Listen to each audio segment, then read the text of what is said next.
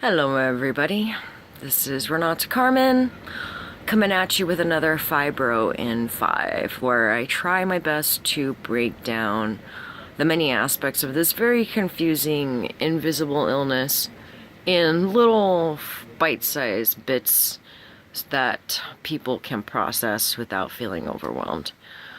Today I want to talk about barometric pressure and weather and how that can affect the symptoms manifested by these diseases.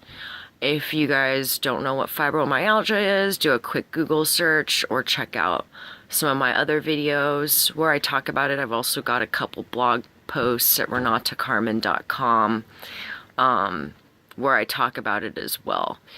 Now,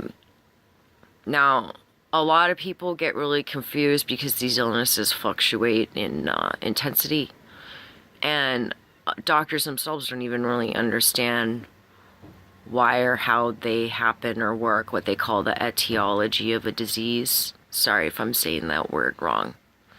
I purposely am what I call foobarred, pretty fucked up beyond all recognition, from a major fluctuation we had yesterday. I haven't consumed as much cannabis yet, so you can see what I look like, but I got an icy bong waiting. And as I've stated many times before, I've tried every med, and I'm allergic to pretty much all of them or have adverse reactions. Cannabis is one of my biggest ways of how I manage my fibro. So anyways, going back to trying to keep this 5 minutes in length and talking about specifically weather. So I was living in the high Rockies, and we had to relocate from there because the temperature fluctuations living up there were too extreme and the sun was too bright. Unfortunately, one of my symptoms is sun sensitivity, which is really freaking weird and hard for me to understand because I'm half Mexican from LA, and until 2011 I used to sunbathe with no problem and was like 5 shades darker than I am now.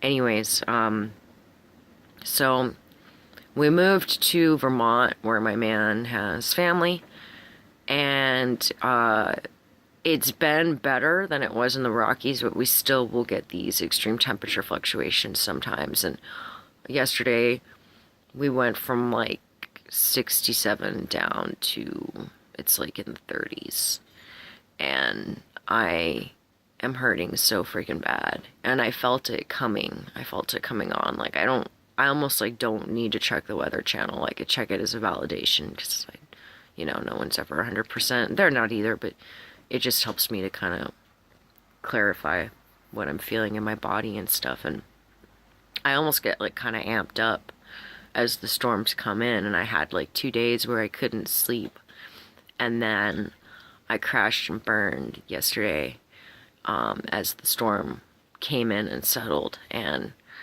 it hurts so bad. It's very hard for me to explain this whole fibromyalgia thing anyway, but basically every aspect of my body is affected. My joints, my gastrointestinal stuff, my cognitive function, I get headaches, eye pain, weakness, fatigue. Again, one of the metaphors I use is it's like having a flu or a cold. Like, imagine the worst one you've ever had, where like getting up to go to the bathroom is like murder, right? So it's like that, like, but basically every day, and it varies. And one of the things that affects it is barometric pressure, i.e. weather. And that's one of the reasons why the Southwest, specifically like the San Diego area, is one of the best places in the world to live with a rheumatic disease. And I'm pretty sure that's why my symptoms didn't come on as strongly as they did until I moved from California to the high Rockies. And being out here in Vermont, sorry if you hear that lovely ambient sound in the background, that is the neighbors revving their truck. Yeah, rev it, make sure it works. Sorry, country life. So yeah, weather is something that definitely affects me majorly. It totally amps me up and then crashes me down, and it's very confusing for even the people who've been living with me for the time that I've been sick. It's confusing for all of us, and that's why I'm affected by seasonal changes, as well as, daily fluctuations and things like that, and why I've figured out that I need to be back in the Southwest, or at least try that, because when I was visiting there last summer, I felt amazing, and I didn't think about it till I came back.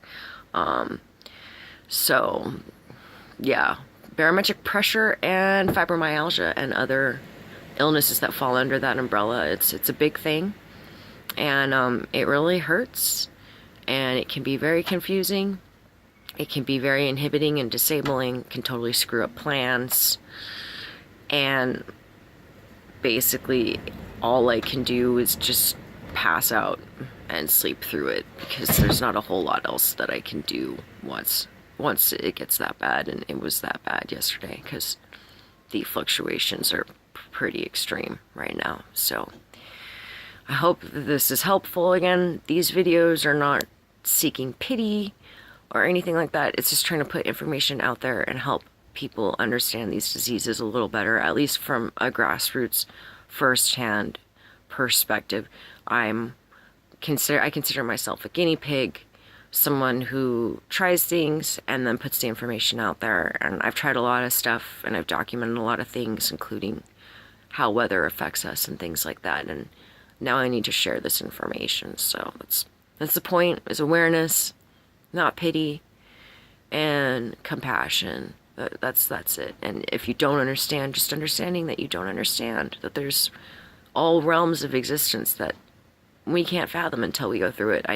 There was no way I could fathom this until it hit me. So that's what this is for, is awareness, education, compassion. Never ever pity. I can't speak for everyone, but I don't want pity. That's all. Just awareness and support.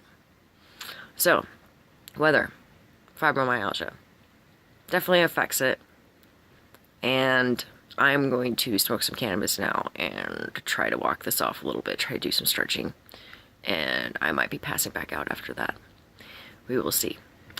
But thank you for watching. Going on 7.5 minutes. These always go over 5. But until next time, thank you so much for watching.